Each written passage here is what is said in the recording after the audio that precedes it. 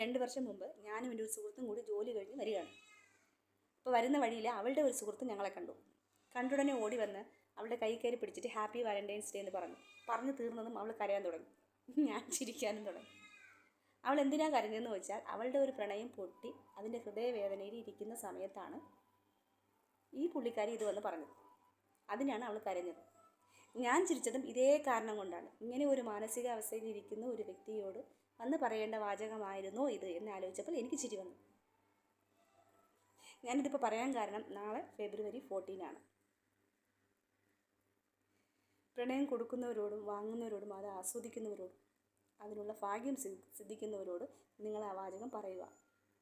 അല്ലാതെ ഹൃദയവേദനയിൽ ഇരിക്കുന്നവരോട് പോയി ഇത് പറഞ്ഞാൽ അവരുടെ വേദന കൂട്ടാനാണ് സാധ്യത.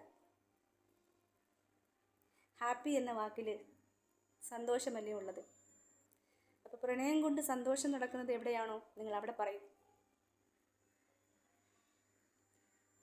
പ്രണയം കൊണ്ട് കരയുന്നവരോട് അത് വന്ന് പറഞ്ഞാൽ പാവം കിട്ടും.